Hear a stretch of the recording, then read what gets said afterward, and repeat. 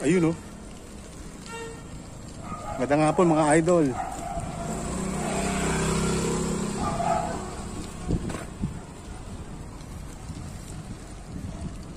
So, alas 5 ng hapon. Pupunta tayo sa bike shop kasi papalit ako ng kadena eh. Yung last Sunday na biyahe namin.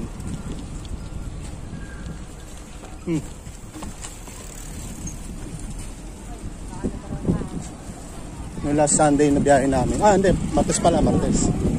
Nagpalo alto kami, naputulan ako ng kadena. So, yun. Papalit ako ng kadena ngayon. Punta na ako sa Whoop sa Pateros. So, malapit na naman siya sa amin, sa Ligipas.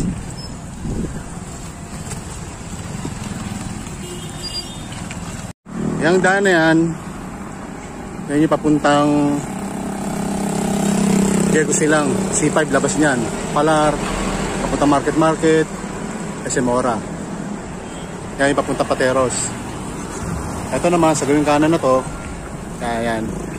Ang labas niyan, Pasig San Joaquin, papuntang Buting, papunta C5. Yan, dire-diretso mo lang yan, sundin mo lang yung main road na yan. So dito tayo, tatawid tayo dito sa puntang Pateros kasi dito yung papuntang Whoop.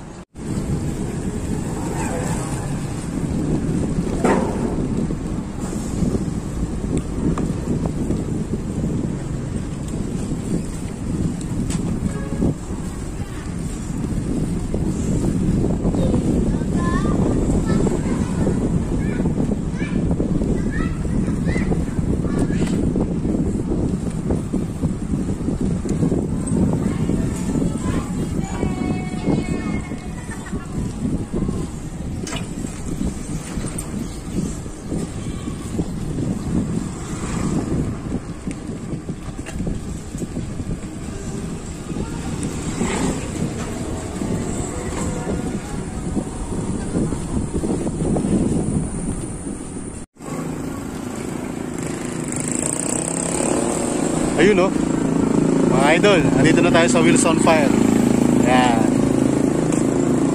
So, medyo maraming tao sa loob. Dito muna ako sa labas. Sunod naman na ako, number 16 na. Nakuha ko number 17. So, ayun na po si, ayun yung bike ko. Yeah. So, hintayin ko lang, tawagin ako rito habang naghihintay ako.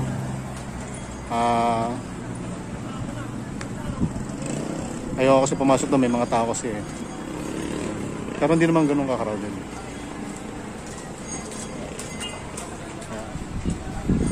Pagka tinawag ako, tsaka na lang ako pupunta ron. Okay? Ayun mga idol, pinapalitan na yung kadena natin. So, tinanong ko yung mekaniko kung pwede yung 11/50. Pwede naman, kaya lang mag-goat link nga. Kasi yung RD ko na Diore, maliit lang daw siya. So, swak lang dyan, 11/42 or 46.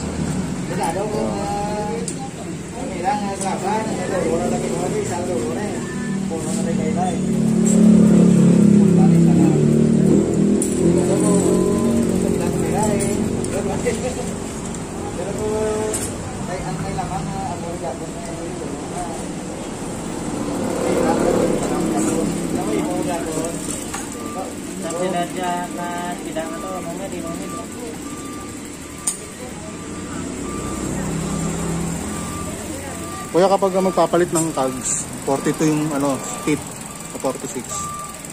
Pwede na yung 42. Babawasan pa ba yan yung king? Sige. Pero lalagyan mo na missing link ha? Okay. Mo na lang tabi, iuwi ko yan para in case kailanganin ko lang.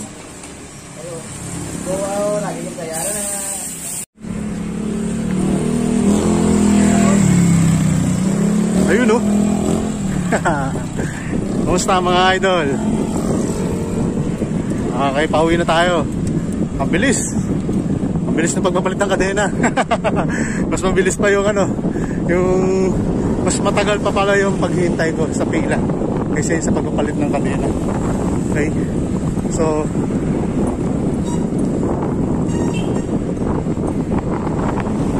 ready na sa long ride ulit. Sunday.